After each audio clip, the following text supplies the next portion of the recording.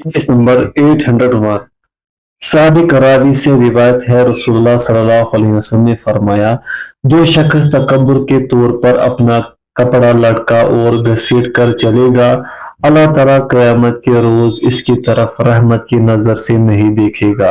ये सुनकर हजरत उम्मे सलमा रदियल्लाहु अन्हा ने कहा औरतें अपने दामनों के बारे में क्या करे। आप सल्लल्लाहु अलैहि वसल्लम ने फरमाया वो निस्फ पिंडली से एक बालिश्ती नीचे लटका ले। उन्होंने अर्ज किया तब इनके पाँव नंगे हो जाएंगे। आपने फरमाया तो वो एक हाथ के बराबर लटका ले, इससे ज्यादा नहीं। अबू दाऊद तिरमिजी इमाम तिरमिजी ने कहा यह हदीस हसन सही है। फवाइद इसमें वजाहत कर दी गई कि औरतें अपनी चादरों के दामन या शलवार निस्फ पिंडली से एक जरा तक लटका कर रखे ताकि इनके पैर भी नजर न आए।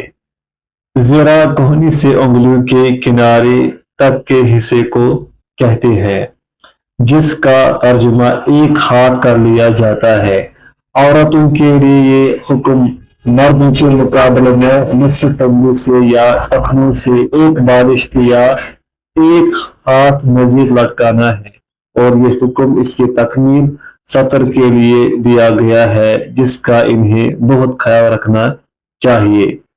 बाब नंबर 120 तवाज़ु के तौर पर उम्दा लिबास तर्क कर देना पसंदीदा है। बाब फज़लुल जौ व खशूनतिल आइश में कुछ बातें गुजर चुकी हैं जो इस बाब से मुतलिक है। अब इस सिलसिले में एक और हदीस पेश की जाती है।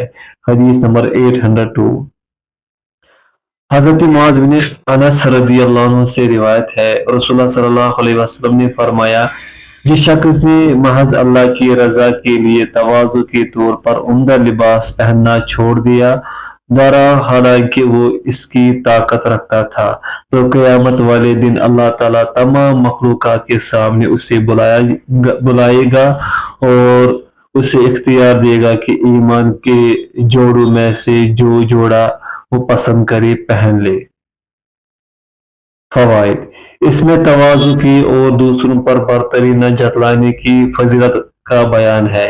ईमान के जोड़े से मुराद जन्नत में लिबास के वो आला जोड़े हैं जो सिर्फ अहले ईमान के लिए अल्लाह ने वहां तैयार किए हैं। अल्लाहुम्मा जअलना मिनहुम।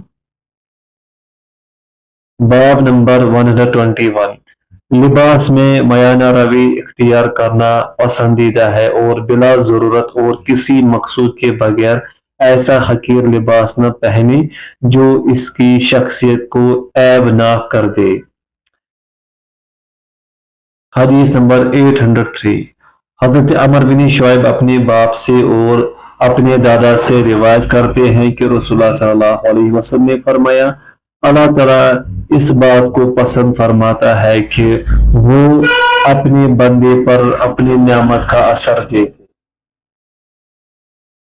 फवाइद जिस तरह अल्लाह की रजा के लिए तवाज़ु के तौर पर सादा लिबास पहनना पसंदीदा है इसी तरह अल्लाह की नेमतों के इजहार की गर्ज से उम्दा लिबास पहनना अमाल खैर में बढ़ चढ़ कर हिस्सा लेना मोहताजों और ज़रूरतमंदों के साथ ताउन और रिश्तेदारों के साथ हुस्न सलूक करना भी बहुत पसंदीदा है। उम्दा और कीमती लिबास तकब्बुर और बरतरी के इजहार के तौर पर पहनना सख्त जुर्म है। फी नफ्सिही जुर्म नहीं बल्कि इजहार नेमत की नीयत से पहनने पर तो बहुत पसंदीदा है। गोया नियतों के एतबार से एक ही अमल एक शख्स के लिए अच्छा है तो दूसरे के लिए बुरा, इसलिए इखलास अमल और तस्हीह नियत बहुत ज़रूरी है और इसके साथ इत्तिबा सुन्नत नबवी भी अला साहिबिहा अस्सलातु वत्तस्लीम। बाब नंबर 122 मर्दों के लिए रेशम का पहनना इस पर बैठना और इसका तकिया लगाना हराम है। अलबत्ता औरतों के लिए रेशमी लिबास पहनना जायज है। حدیث نمبر 804 حضرت عمر بن خطاب رضی اللہ عنہ سے روایت ہے رسول اللہ صلی اللہ علیہ وسلم نے فرمایا ریشم کا لباس مت پہنو اس لیے کہ جو مرد اسے دنیا میں پہنے گا وہ اسے آخرت میں نہیں پہنے گا بخاری و مسلم فوائد اس نہیں کہ مخاطب مسلمان مرد ہے کیونکہ عورتوں کے لیے ریشمی لباس پہننے کی اجازت ہے مردوں کے لیے یہ اس لیے حرام ہے کہ اس میں زیب و زینت کا پہلو ہے جو عورتوں کا وصف خاص ہے مردوں کے لیے یہ پسندیدہ نہیں کیونکہ اس سے مرد کی مردانہ خصوصیات شجاعت شہامت و تحور وغیرہ متاثر ہوتی ہے دوسرے اس میں تکبر و رعونت کا بھی اظہار ہے اور یہ بھی ناپسندیدہ ہے تیسرے مشرکین و کفار سے مشابہت ہے چوتھے اس کا استعمال اس سادگی کے خلاف ہے جو اسلام ایک مسلمان کے اندر دیکھنا پسند کرتا ہے اور جسے نبی صلی اللہ علیہ وسلم نے ایمان کا حصہ قرار دیا ہے البزازۃ من الایمان کتاب الزہد للامام احمد ابن ماجہ و مستدرک حاکم صحیح الحاکم واقرہ الذہبی بحوالہ فیض القدیر للمناوی بزازہ ایمان کا حصہ ہے بزازہ کا مطلب پرتکلف لباس قیمتی پوشاک اور آرائش و زیبائش کے بجائے سادہ اور بے تکلف رہن سہن اختیار کرنا ہے حدیث نمبر 805 سابق راوی ہی سے روایت ہے کہ میں نے رسول اللہ صلی اللہ علیہ وسلم کو فرماتے ہوئے سنا کہ ریشم تو وہی پہنتا ہے جس کا کوئی حصہ نہیں بخاری و مسلم اور بخاری کی ایک روایت میں ہے جس کا آخرت میں کوئی حصہ نہیں من لا خلاق لہ کے معنی ہے اس کا حصہ نہیں فوائد اس سے معلوم ہوا کہ ریشمی لباس کا استعمال مرد کے لیے کبیرہ گناہ ہے جس سے اس نے اگر مرنے سے قبل خالص توبہ نہ کی تو جنت سے محرومی کا اندیشہ ہے لیکن افسوس آج کل مرد خصوصاً نوجوان عورتوں کے سے ریشمی لباس بکثرت پہن رہے ہیں ایک مسلمان کے لیے ان سے بچنا نہایت ضروری ہے حدیث نمبر 806 حضرت انس رضی اللہ عنہ سے روایت ہے رسول اللہ صلی اللہ علیہ وسلم نے فرمایا جس نے دنیا میں ریشم پہنا وہ اسے آخرت میں نہیں پہنے گا کیونکہ اس کی وجہ سے وہ جنت میں نہیں جائے گا بخاری و مسلم حدیث نمبر 807 حضرت علی رضی اللہ عنہ سے روایت ہے کہ میں نے رسول اللہ صلی اللہ علیہ وسلم کو دیکھا کہ آپ نے ریشم پکڑ کر اسے اپنے دائیں ہاتھ میں رکھا اور سونا پکڑ کر اسے اپنے بائیں ہاتھ میں رکھا پھر فرمایا یہ دونوں میری امت کے مردوں پر حرام ہے اس کو ابو داؤد نے حسن سند کے ساتھ روایت کیا ہے حدیث نمبر 808 حضرت ابو موسیٰ اشعری رضی اللہ عنہ سے روایت ہے رسول اللہ صلی اللہ علیہ وسلم نے فرمایا ریشم کا لباس اور سونا میری امت کے مردوں پر حرام اور ان کی عورتوں کے لیے حلال کیا گیا ہے ترمذی حسن صحیح فوائد مذکورہ دونوں حدیثوں سے واضح ہے کہ ریشم اور سونا عورتوں کے لیے حلال ہے لیکن حلال ہونے کا مطلب یہ ہرگز نہیں ہے کہ سونے کے زیورات کو شادی کا لازمی جز بنا لیا جائے جیسا کہ بدقسمتی سے مسلمان معاشروں میں یہ بیماری عام ہے اور جس کی وجہ سے بے وسیلہ لوگوں کو بڑی مشکلات کا سامنا کرنا پڑ رہا ہے حالانکہ اس کے جواز کا مطلب صرف یہ ہے کہ بوقت ضرورت اور بحسب استطاعت عورتیں سونا استعمال کر سکتی ہے نہ کہ اس کے بغیر شادی کا تصور ہی ممکن نہ رہے اللہ المسلمین حدیث نمبر 809 حضرت حذیفہ رضی اللہ عنہ سے روایت ہے کہ نبی کریم صلی اللہ علیہ وسلم نے ہمیں سونے چاندی کے برتنوں میں کھانے پینے سے اور ریشم کا لباس پہننے سے اور اس پر بیٹھنے سے منع فرمایا ہے بخاری फवाइद। रेशम की मुख्तलिफ किस्में हैं। बारीक रेशम को इस्तबरक और मोटे रेशम को दीबाज कहा जाता है, यानी रेशम की हर किस्म मुराद है। असल रेशम हरीर तो वही है जो कुदरती है और रेशम के कीड़ों से हासिल किया जाता है। ताहम आजकल बाज कपड़े ऐसे भी बन गए हैं जो कीड़ों से हासिल करदा रेशम से तो बने हुए नहीं होते, लेकिन देखने में वो रेशमी कपड़ों की तरह होते हैं। ऐसे मसनूई कपड़े मर्दों के लिए हराम नहीं है, जैसे बोस्की और सलकी किस्म के कपड़े हैं। अलबत्ता इनकी कुछ किस्में अगर ऐसी हो जिन्हें सिर्फ औरतें ही पहनती हो और इन्हीं में इनका चलन हो, तो ऐसे कपड़े या रंग औरतों से मुशाबत की वजह से मर्दों के लिए हराम होंगे। अलावा अजीब रेशम के कपड़ों पर बैठना भी ममनू है, इसलिए रेशम के कपड़ों से लिहाफ, गद्दे और तकिए वगैरह बनाना भी सही नहीं है, क्योंकि इन्हें मर्द और औरत दोनों ही इस्तेमाल करते हैं। बराबरी के रिवाज भी काबिल इस्लाह है। बाब नंबर 123, जिसको खारिश हो इसके लिए रेशमी लिबास पहनने का जवाज। हदीस नंबर 810, हजरत अनस रज़ियल्लाहु अन्हु से रिवायत है कि रसूलुल्लाह सल्लल्लाहु अलैहि वसल्लम ने हजरत जुबैर और हजरत अब्दुर्रहमान बिन औफ रज़ियल्लाहु अन्हुमा को रेशम का लिबास पहनने की रुख्सत दे दी थी, क्योंकि इन दोनों को खारिश थी। बुखारी और मुस्लिम। फवाइद। इससे मालूम हुआ कि खास जरूरत के वक्त मर्दों के लिए रेशमी लिबास पहनने की इजाजत है, जैसे खारिश की बीमारी में।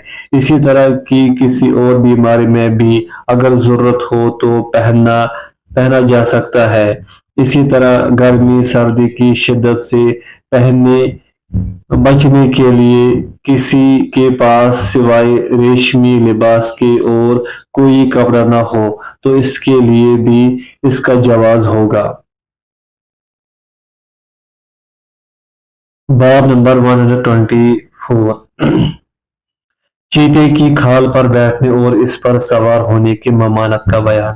हदीस नंबर 811, हजरत मुआविया रज़ियल्लाहु अन्हु से रिवायत है, रसूलुल्लाह सल्लल्लाहु अलैहि वसल्लम ने फरमाया, तुम रेशम और चीते की खाल पर मत सवार होना।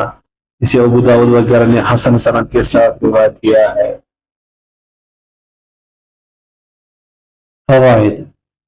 खज की बाबत बाज लोग कहते हैं कि ये ऊन और रेशम से मिलकर बनता है, इसलिए वो मर्दों के लिए भी इसके इस्तेमाल के जवाज के कायल हैं। हदीस में इसके इस्तेमाल से इसलिए रोका गया है कि इस वक्त गैर मुस्लिम अजमी और मुतारिफीन आखिरत फरामोश खुशहाल लोग ही उसे पहनते थे। नहीं का मकसद इनके मुशाबहत से रोकना था, इसलिए इनके नज़दीक ये नहीं तंज़ीही है, और अगर खज से मुराद रेशम ही है, जैसा कि अक्सर उलमा की राय है, तो फिर ये नहीं तहरीमी होगी और इसका इस्तेमाल बिल्कुल हराम होगा। बहरहाल इससे मालूम हुआ कि रेशम की बनी हुई ज़ेन और कुजावा पर सवार होना भी जायज़ नहीं है।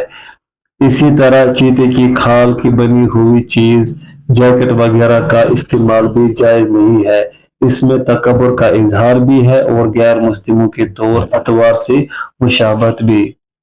नंबर 812, हजरत अबुल मली अपने बाप से रिवायत करते हैं कि रसूलुल्लाह सल्लल्लाहु अलैहि वसल्लम ने दरिंदों की खालों के इस्तेमाल से मना फरमाया है।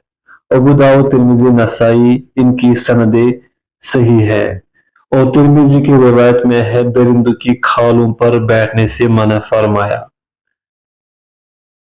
फवाइद। इस हदीस में उमूम है, यानी हर किस्म के दरिंदों की खाल से इंतिफा या नफा उठाना और इसका इस्तेमाल लाना हराम है। इस नहीं की इल्लत बाज के नजदीक ये है कि दरिंदों की खालों पर जो बाल होते हैं दाबागत से भी साफ नहीं होते, इसलिए इनमें नजासत बाकी रहती है। बाज कहते हैं कि ये हुक्म सिर्फ गैर मदबूग खालों के लिए है, मदबूग खाले हुक्म नहीं से मुस्तस्ना है। और बाज कहते हैं कि फजूल खर्च और मुतकब्बिरीन इन्हें इस्तेमाल करते हैं, इनसे मुशाबत की वजह से मना किया गया है।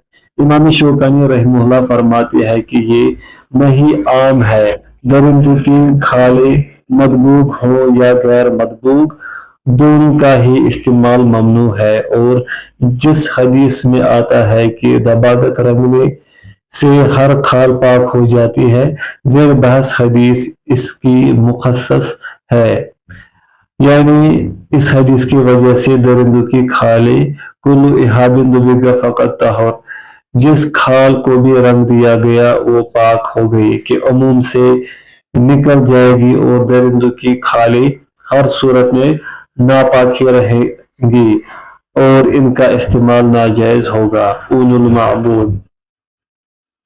باب نمبر 125، نیا لباس یا جوتا وغیرہ پہنتے وقت کون سی دعا پڑھے؟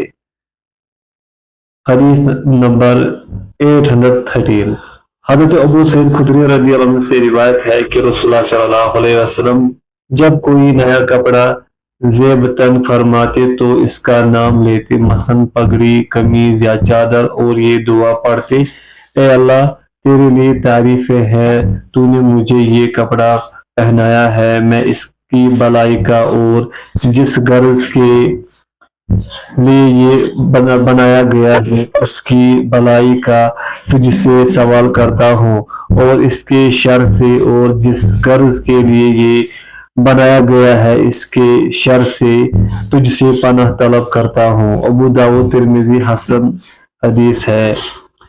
فوائد: اس سے معلوم ہوا کہ نیا لباس پہنتے وقت یہ مسنون دعا پڑھنی چاہیے، اور امام نووی رحمہ اللہ نے اس پر قیاس کرتے ہوئے فرمایا ہے کہ نیا جوتا یا اور اسی قسم کی کوئی چیز جب پہنی جائے تو اس وقت بھی یہ دعا پڑھی جائے، جیسا کہ باب سے واضح ہے۔ باب نمبر 126، لباس پہنتے وقت دائیں طرف سے ابتدا کرنے کا استحباب۔ اس باب کا ماحصل اور مقصود پہلے گزر چکا ہے اور اس میں صحیح حدیثیں بیان ہو چکی ہے۔